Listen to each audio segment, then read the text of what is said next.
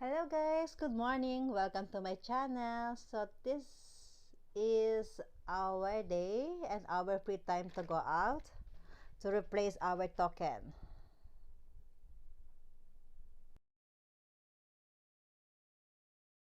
Hello guys, dito tayo sa may Holland Drive at papapunta natin yung ating token. So, dito lang tayo sa ating Buena Vista Community Center. So, napakabilis lang. It only takes you 2 minutes to replace your token. Kasi pag minsan, wala na siyang battery, so, kukuha nila yung luma, papalitan nila ng bago. So, kailangan mo lang ng IC at saka ng yung number. Any community po, pwede siya. Pwede siyang palitan.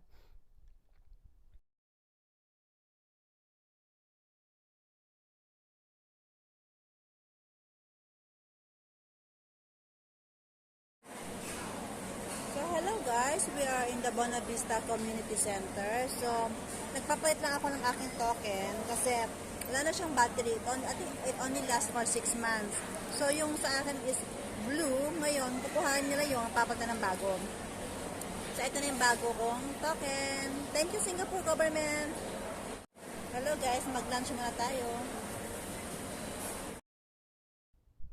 Ayan guys, medyo nagutom tayo. Mas matagal pa yung pagbiyahe natin kasi sa pagpapapalit. So, meron dito malapit na hawker center. So, kain lang muna tayo. Samahan niyo ako guys. Thank you!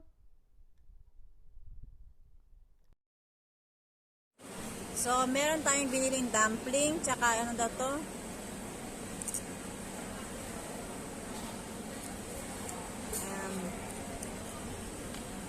Potato. Yan, thank you guys for watching. See you again to my another